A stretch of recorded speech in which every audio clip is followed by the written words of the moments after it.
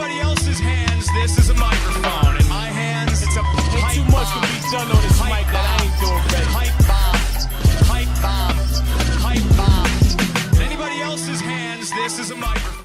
Okay, so I really wasn't going to do another one of these. I was going to wait till the release, but I'm not feeling 100%, so I figure, why the hell not? Now, the only, well, first off, I mean, these go off quickly, but the only advice I can give you if you are going to play a pre-release going in, I know today is the last day, is to, you know, rare draft, but rare draft smartly, if that makes any sense. Like, I know that you want to get the best cards available, and that's fine. I know that you want to, you know, you want to get the best cards, you want to make money off those cards, but you also don't want to take a card over something that could potentially win you the game. Now here, if this isn't an easy pick, I don't know what the fucking easy pick is. Falconwrath Aristocrat, you can argue is like top 5 mythic in the set. Although, interestingly enough, I've seen a lot of them going around now. I have a really tough choice. Stromkirk Captain, if I want to go straight up vampire, or do I take the removal? Now, if you watch my previous video, then you know clearly how valuable removal is, and not just that, but I don't have to splash removal in this game. So this is a really difficult choice. Do I take the Captain, which is not Drogstall Captain, so it's not like, you know, an $8 uncommon. I'm not too worried about it. I'm going to take the Fire here, because it's just way too valuable. There's another Captain, and yeah, it makes a little sense. There's also the 2-1 better version of the Blood Crazed Neonate, but I'll say it once and I'll say it again. Removal is just too valuable. And yeah, it gives my vampires first strike, and having 2 of those on the board would be fantastic, but since I already passed one, it doesn't make sense to go after another. I may not see another one this entire draft, so... Oh, why do you do this to me? Okay, well, there's removal, but I also want to complete my playset of Grafdigger's Cages. So if you're going to pass me a card that I don't have to spend like $3 to $5 on, I'll take it. Now, here we have an interesting choice. Markov Warlord or the little gargoyle dude that's kind of like an elf. And there was a pick there. Sorry, I didn't press the button quick enough, but okay, here it's terrible for me. What I should have done, and I stupidly didn't, was that 4/5 with Vigilance, I believe that's the card over there, is a very, very good card. Forget the crappy Fateful Hour thing, because if you're in Fateful Hour territory, I don't give a fuck if your creatures have Vigilance, are indestructible, and, you know, whatever. You know, you're in range of a fling, which I can now do. So I figure I'm going to go with this approach. I'm going to go with a lot of Undying and a lot of removal, and hopefully pick up maybe 1 gargoyle, maybe pick up a Stromkirk Captain, something similar to that. It seems like I'm getting past a lot of red. There's Cackling or Crackling Fiends, I don't know, but it forces your opponent's creatures to attack, which could be really, really useful. And I actually, that's Seance over there, I actually watched a guy in a paper, ooh, wow, that's really late and really good. I watched a guy in a paper draft do a really good, you know, Seance kept him alive. And I know, don't go around playing Seance as if it's a good card, but it just happened to keep him alive for a while. Well, there's Dawntreader Elk. That's nice. Now, here's a really underrated card in Triple Dark Ascension. In Triple Dark Ascension, where, you know, creatures are so valuable, especially big creatures. Oh, okay, wait. Now I got a choice here. There's another Fire. And there's a Markov Warlord. But there's also Bone Flinger. And as I've said once, twice, and maybe 34 more times, removal is so goddamn fucking key that you have no idea. So if you can get a Bone Flinger, you take the Bone Flinger. I don't care if... Well, okay, Lingering Souls, yeah. I'll be honest, I'll show you guys at the end of this I'm going to do one more pre-release. Because I've been doing them, and my mom actually enjoys opening up the packs, so what the hell. I should take the Evolving Wilds, but this is a rare draft moment. I'm rare drafting uncommons again. I have none of those, and I like it, especially for my Dungrove deck. So I figure, what the hell, why not? Since signals are pointless. That's an insane card. But once again, there's another Gargoyle, and I have serious mana issues. Look at my curve. My curve is fairly heavy in the... Ooh. Okay. I took this card for one reason, and one reason only. I like it a lot, and I don't feel like paying for it. So there's nothing in that pack that I really desperately could have taken. But now I've run into an issue. It seems I've been cut off from black, which is going to be a regular issue for a lot of people. I could go into green here. I could go into blue. You know, maybe splash a little black, but splashing might be an issue if Evolving Wilds keeps going in like the first 3 picks. That's a great card, Requid Madness. But it ain't going to mean shit if I can't draw anything.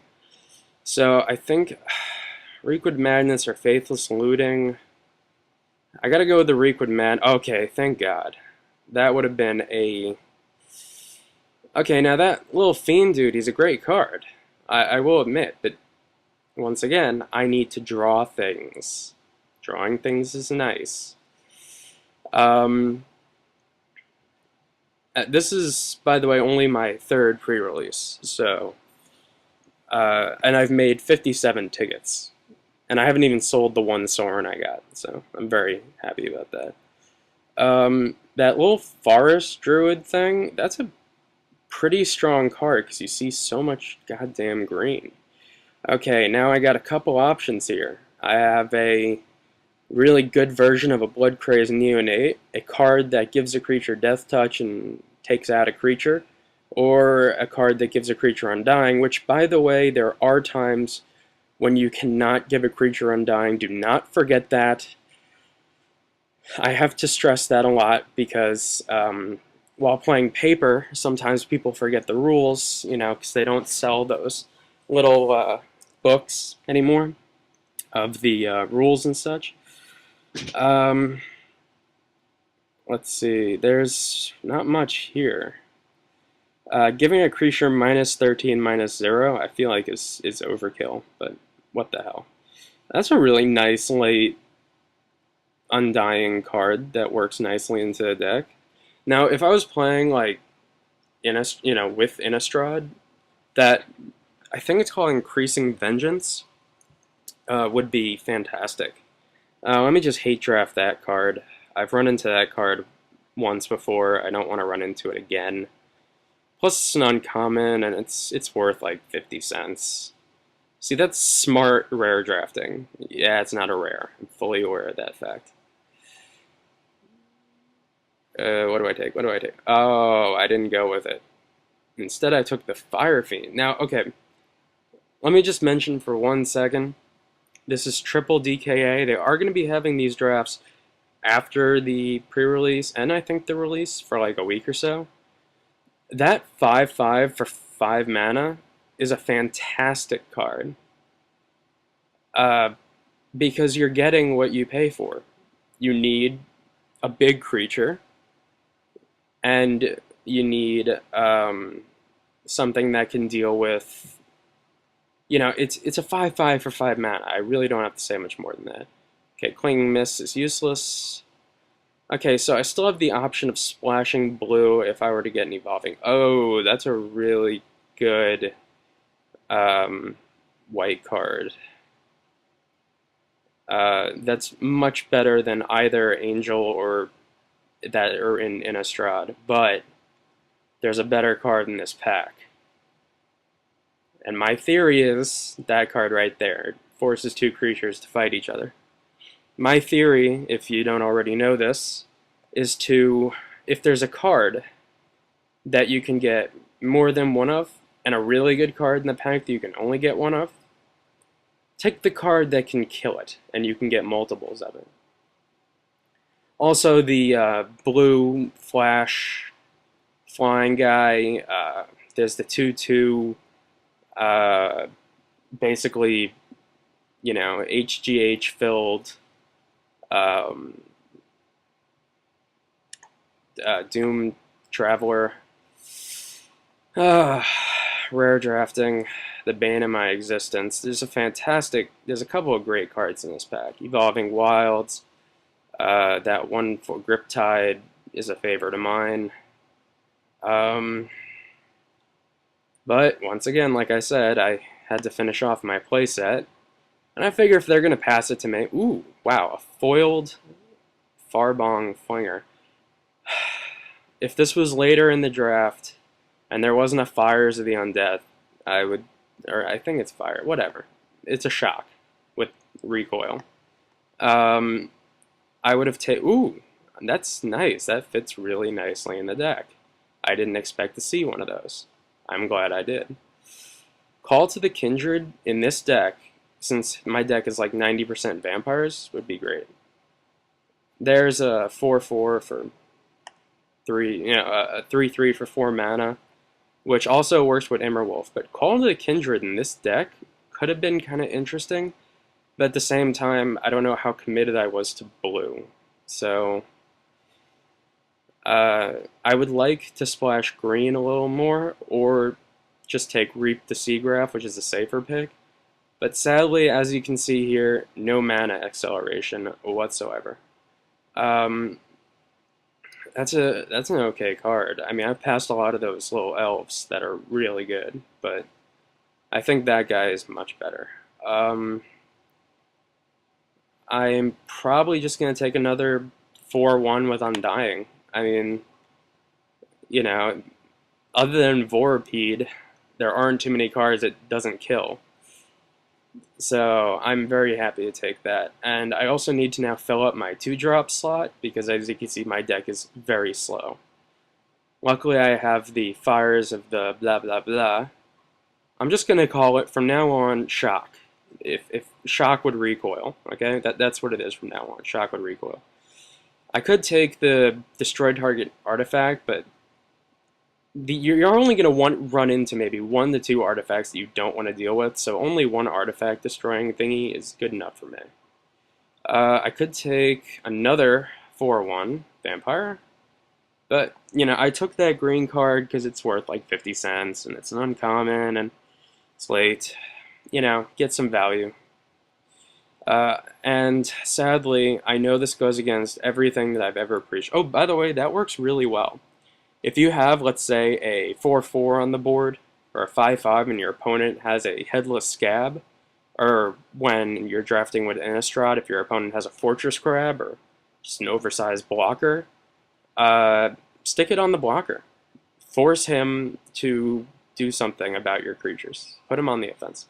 Yeah, you guys are definitely going to the deck, but if you know anything about my pre-releases in Innistrad, when that came out, the thing I talked about the most was do not, by any circumstances, buy anything during a pre-release. That's like pre-release 101. Yeah, I think those are going in the deck. Well, if I remove those, I have like 24 cards. So I'm not, just look at that curve though. But, wait, what is that curve? That looks a little bit like the Kardashian curve that I talked about in one of my previous videos. Interesting. Yep, that's the Kardashian curve, which I've proven is the perfect curve for Magic the Gathering. No, but I did buy some cards, and I know that's against everything that I believe in.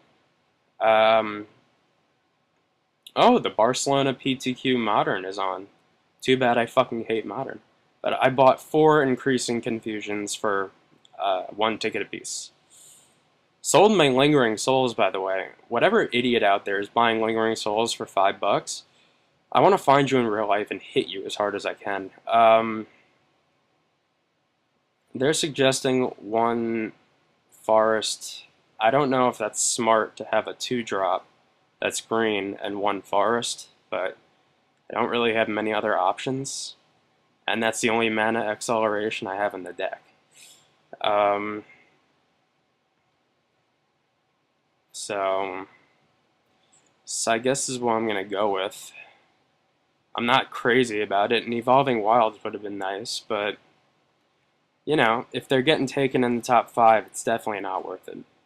So I'm going to give this my best shot, and all I do is